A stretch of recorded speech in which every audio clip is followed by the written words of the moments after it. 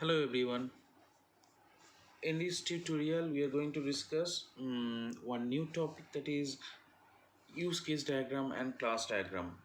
Hope in my previous video where I have discussed the basics of UML you have understood the topic clearly. So we can proceed to the next section, that is the discussion regarding the most important two diagrams of UML, that is Unified Modeling Language, that is use case diagram and the class diagram. You have already seen in my previous video that what is UML. UML stands for Unified Modeling Language. It is a industry standard graphical language for specifying, visualizing, constructing and documenting the artifacts of the software systems. The UML uses mostly graphical notations to express the object-oriented analysis and design of software projects. Now, what is object-oriented analysis and design? For that, we have to know what is a object. Object is an entity which has an unique identity with some characteristics and some behavior.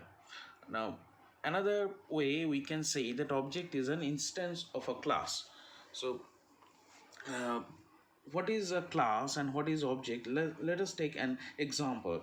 Suppose human is the class, and we all human are the object of the class human. Like I am an object of human class, you are an object of human class. Okay, person A, person B, person C, everyone is the object of human class, right? So um with that concept, uh, we have the object-oriented programming, object-oriented analysis and object-oriented design. And for object-oriented design and analysis we need UML for modeling and structuring the system. Okay, now again the UML simplifies the complex process of a software design, right? Now coming to the next, here we can see there are various diagrams used in UML, and they can be divided into two groups. One is behavioral diagram, another one is structure diagram. Our today's discussion based on the use case diagram and the class diagram. As we can see, use case diagram is in the group of behavioral diagram, and class diagram is in the group of structure diagram. Okay, so now from those diagram, the most important diagrams which it can have in the graduation or post graduation level, those are use case diagram, class diagram, sequence diagram, collaboration diagram and state diagram. These are not these are not all for UML, but these are most widely used in today's tutorial. We are going to discuss this use case diagram and the class diagram. Okay, so coming to the next, let us see the definitions of use case diagram and the class diagram. A use case diagram at its simplest is a representation of a user interaction with the system that shows the relationship between the user and the different use cases in which the user is involved. And in class diagram, if we see in software engineering, a class diagram in the unified modeling language is a type of static structure diagram that describes the structure of a system by showing the system's classes. We have already discussed what is a class and their objects. Okay, systems classes, they so In software engineering, a class diagram in a unified modeling language is a type of static structure diagram that describes the structure of a system by showing the system's classes, their attributes, operations or methods, and the relationships among the objects. Now, let us quickly check how these diagrams look like. Okay, see here, this is the this is one of the example of use case diagram. A use case diagram can identify the different types of users of a system and the different use cases, and will often be accompanied by other types of diagrams as well. The use cases are represented by either circles or the ellipse. See, these are the use cases. Okay, and this is called, these are actually the stakeholders. These are called actors in the use case. Okay, now coming to the class diagram, it is a representation of a class diagram. Okay, the class diagram is the main building block of the object oriented programming modeling. Okay, it is used for general conceptual modeling of the structure of the application and for detailed modeling, translating the models into programming code. Class diagrams can also be used for data modeling. The classes in a class diagram represents both the main elements, interactions in the application, and the classes to be programmed. Now, let us come into the detail of use case diagram. Okay, sorry. Use case diagram can identify the different types of users of a system and the different use cases.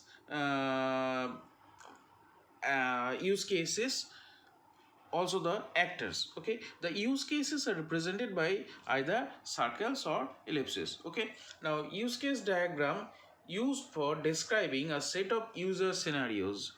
It is mainly used for capturing user requirements, and it work like the use cases works like a contract between end user and the software developer. Okay, now the core components of the use case diagrams are actors, number two, use case, and then system boundary. Okay, what is actor? It is a role that a user plays with respect to the system, including human users and other systems. As for example, inanimate physical objects like robot, an external system that needs some information from the current system. Then use case, a set of scenarios that describing an interaction between a user and a system, including alternatives. Okay, as I said, these use cases can be represented by either a circle or is ellipse. Okay, and the actor is represented by this. Then the system boundary, a rectangle diagram representing the boundary between the actor and the system. Okay, now before going to the next, let us discuss something regarding the application of use case diagram.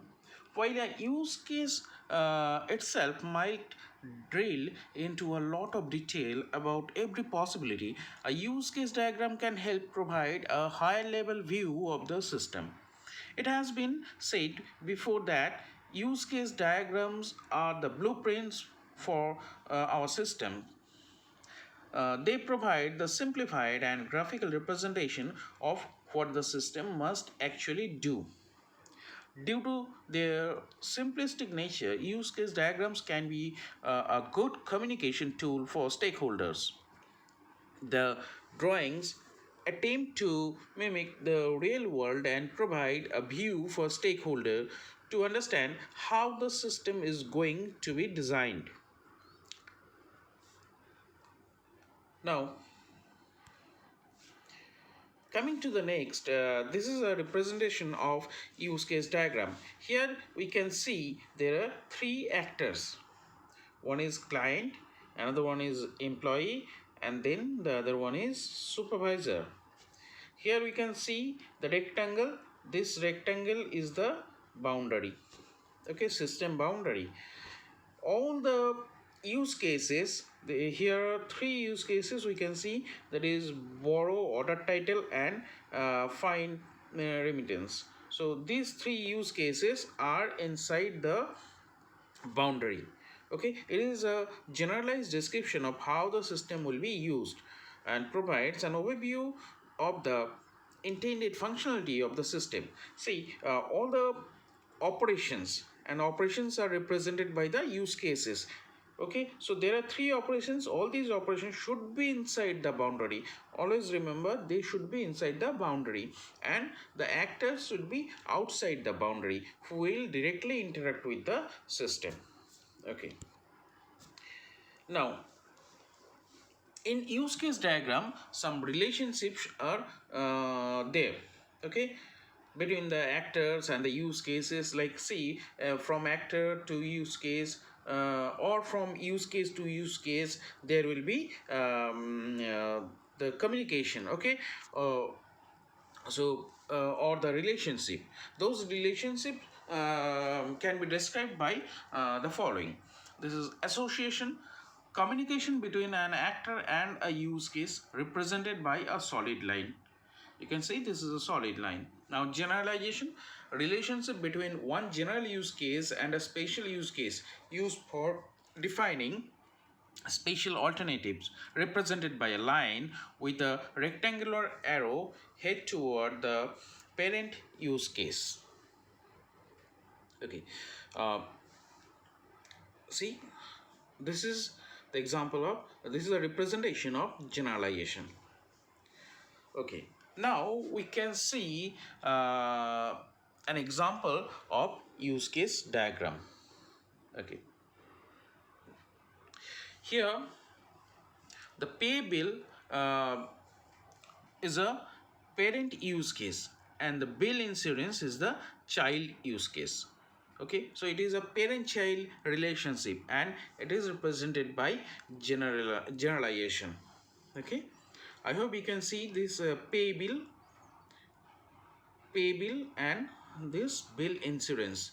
So here generalization, one thing you should remember, that which use case will be treated as the parent. The arrow, which side the arrow head is present, that will be treated as parent use case. Okay, so pay bill here is the parent use case, and the trail of the arrow is the child use case. Here bill insurance is the child use case. Okay, now both make appointment and request medication include check patient record as a subtask. Okay, so make appointment and request medication. This make appointment, who will make appointment? The patient will make the appointment. Okay, whenever he or she will call, the patient will call, the scheduler at the doctor's clinic will fix the appointment. Okay, on the basis of checking patient's record. See, whenever we go to a hospital or a nursing home or a doctor's clinic, first we have to register our name according to the computerization system. If you are a new patient, then you don't have to register. If you're a new patient, you have to register your name by paying some money, and that registration will be done by the scheduler. Okay, that can be done by phone call also, if it is if there is online facility available. Okay, so here the for both of them, the make appointment will be the use case. Okay, and who will be the actors, which actors are involved in this make appointment? The patient and the scheduler. Okay, now again, for request medication, here two actors are included, like patient and the doctor. Okay, so here in request medication, again, whenever the doctor will prescribe, he or she can see the previous records of the patient if it is present in the system, right? If it is not, then the doctor will prescribe new prescription. But if it is there, then doctor will include the check patient record. Again, for make a appointment, it will also, the scheduler will also check the patient record. Okay, so both make appointment and request medication include check patient record. Okay, so this is the include as a subtask. Okay, right. Now the extension point is written inside the base class, base case of pay bill. Here you can see the extension point, that is extension point is here mode treatment. Okay, so whenever you will go for pay bill, it includes two actors, like patient and the clerk. Sometimes the scheduler will also be treated as clerk, or if it is a big hospital, then there are different departments, and this clerk will make the extension point for more treatment to the patient. Okay, now the extension point is written inside the base case pay bill.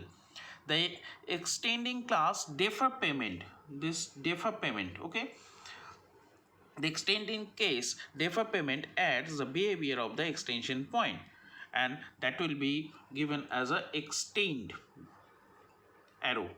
Okay, here you have to write extend like this. So this arrow, and then extend should be written within angular brackets. Okay, similarly include should also be written whenever it will include a use case, here like this. Okay, now how defer payment is there? Suppose you want to go for pay bill after visiting the doctor, and you need some test. So clerk will check the prescription and from the system, and this clerk will check the system, and he or she can tell you, if you are a patient, then that you have to pay some more bucks, or you have to pay after the testing will be done. Okay, maybe it may be blood test or x-ray or whatever it is. So this is a general thing of the appointment and the visiting to the doctor. Okay, and then prescription. Okay, now another thing is there, that is cancel appointment can also be there. This is another use case. This is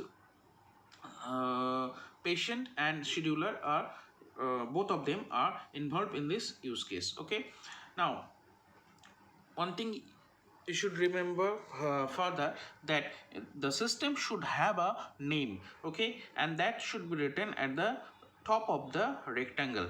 Okay, see, it is written as clinic. So clinic is the name of the system here. Okay, next one. Okay, we have already discussed these things for the previous slide, so we can go to the next slide, that is class diagram. Okay, now class diagram is used for describing structure and behavior in the use cases. Next, it provides the class diagrams provide a conceptual model of the system in terms of entities and their relationships, used for requirement capture, end user interaction. Detailed class diagrams are used for developers. Okay, so In software engineering, as I said, a class diagram is in the Unified Modeling Language or UML is a type of static structure diagram that describes the structure of a system by showing the system's classes, their attributes, operations or methods, and the relationships among objects.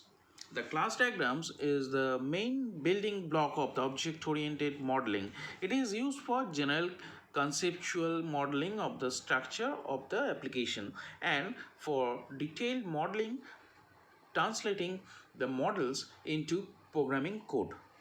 Class diagrams can also be used for data modeling. The classes in the class diagram represents both the main elements, interactions in the application, and the classes to be programmed. Now each class is represented by a rectangle subdivided into three components: name, attributes, and operations. Now here the modifiers are used to indicate visibility of attributes and operations. Class is used to denote public visibility, that is everyone can see that class or access that class. Okay, then hash is used to denote protected visibility, like friends or derived class. What is derived class? It's a parent child concept or the inheritance concept of the object oriented programming. What is inheritance? If one object possesses the characteristics of another object with some more characteristics and behavior, then that is called inheritance. Like you will get some characteristics and behavior or some properties from your parent. Okay, so you are the derived class and your parent, one of the parent is the base class. Okay, so your father is the base class and you are the derived class. Again, your mother is the base class and you are the derived class. Okay, so mother and father, both of them are base classes and the child is the derived class. Okay, so if I write hash, that is protected visibility. Protected visibility means only you will get some properties of your father or mother. Okay, so from your parents properties can be there for you only. Okay, what others cannot see or other cannot access, so that is protected. What is public visibility? Anyone can see that thing. Okay, suppose we are going to a public place, it can be accessible by everybody, but your home or your house is accessible by you only, as it is your parents house. Okay, right. Next, minus is used to denote private visibility, that is no one. Okay, that means limited visibility will be there. It is actually a private thing, so only from that class the operations, the variables can be accessed. Okay, that is private visibility. By default, attributes are hidden and operations are visible.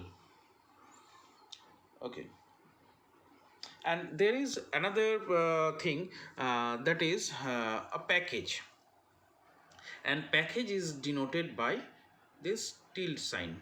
Okay, so we are getting four signs, that is this tilde, then plus, hash, and minus. Okay, next one is a representation of class, how the classes are represented. See, as we have discussed in the previous slide, that there are three parts of a class, that is name, attributes, and operations. Name, attributes, and operations are they are shown inside this rectangular form. Okay, so in the diagram, classes are represented with boxes that contain three compartments. The top compartment contains the name of the class. It is printed in both bold and centered, and the first letter is capitalized like this. The middle compartment contains the attributes of the class. they are left aligned and the first letter is lowercase like this. The string and dollars. Sorry, owner and balance. See, the first letters are small or lower or in lowercase. The bottom compartment contains the operations the class can execute.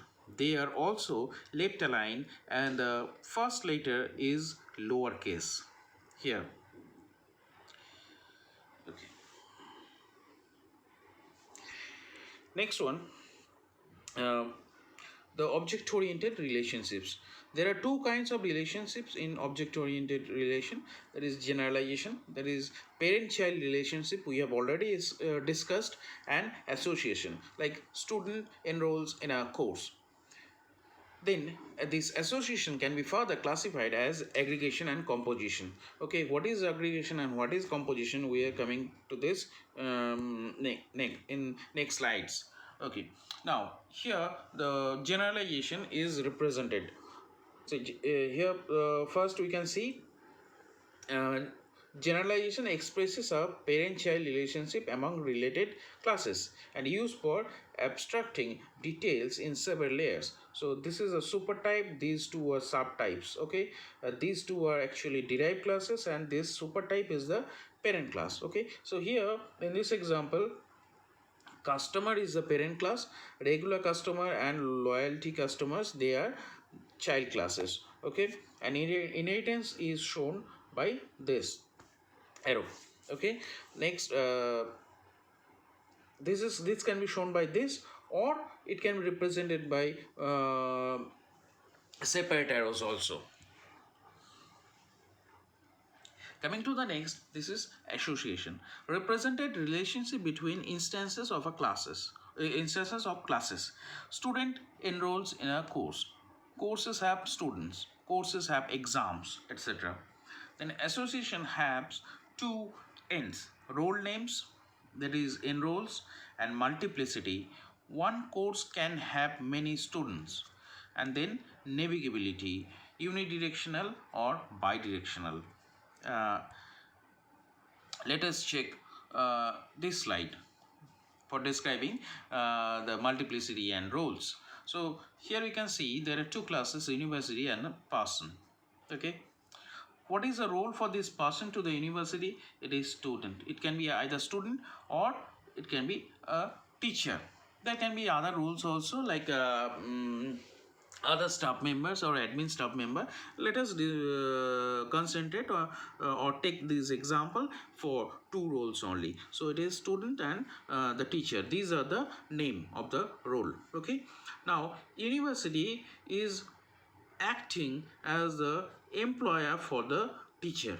So here the university role name for this association, the role name for this university is employer. Okay, so a given university groups many people. Some act as students, other as teachers. A given university belongs to a single university. A given teacher may or may not be working for the university at a particular time. Okay, and these are represented by this multiplicity, this 1 0 dot dot 1 star star. Okay, now what how the multiplicity will be shown. Here you can see the symbols are given and the meaning. One means one and only one. Okay, so university is one for a particular student.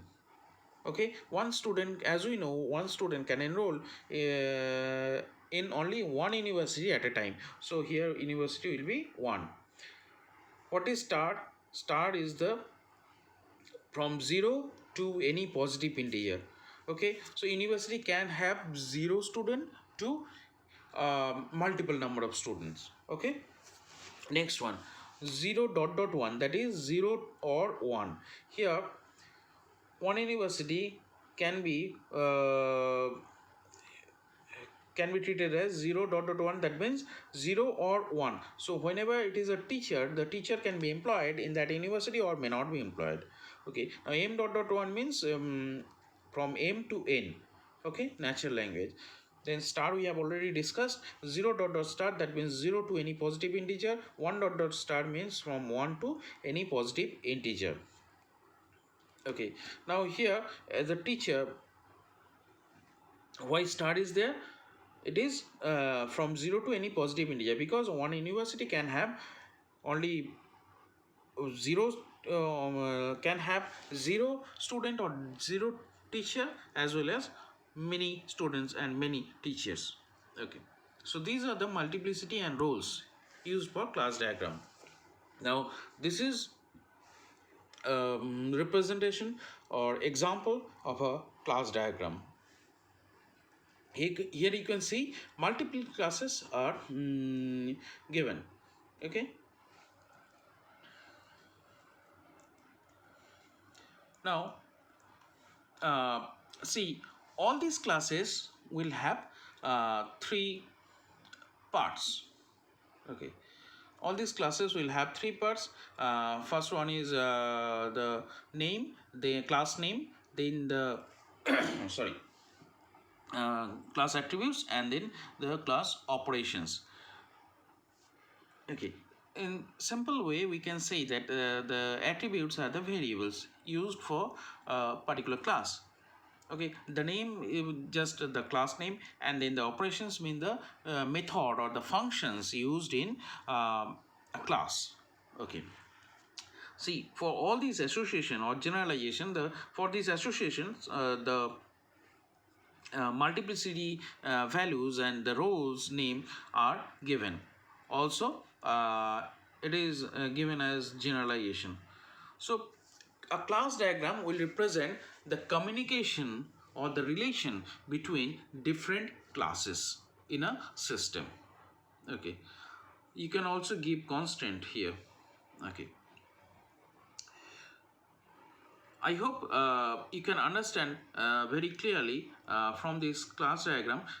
For a particular system, you can have this class diagram for a specific example. Okay, just see the slide and try to understand this slide, the system. If you have any query, then comment in the comment section. I will try to answer.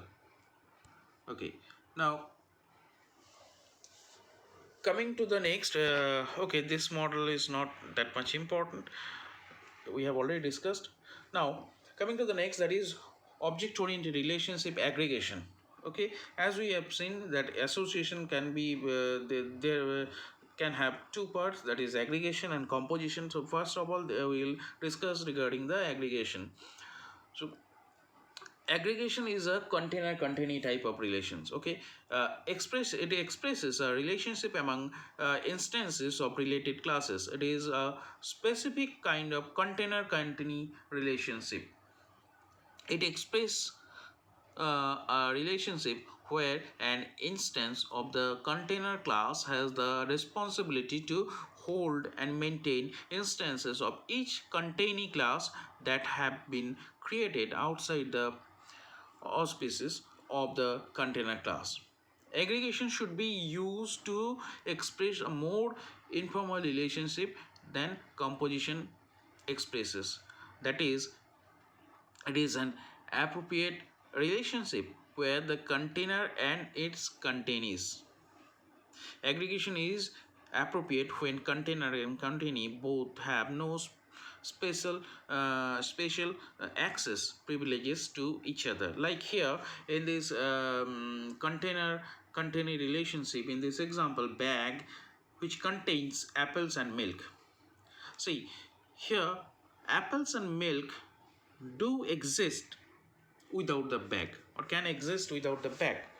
Okay, and bag can also exist without apples and milk. So this is a container relationship where bag contains apples and milk. Okay, next one is the composition. Composition expresses a relationship among instances of related classes. It is a specific kind of whole part relationship. It expresses a relationship where an instance of the whole class has the responsibility to create the initialized instances of each part class. It may also be used to express a relationship where instances of the part classes have privileged access or visibility to certain attributes and or behavior defined by the whole class.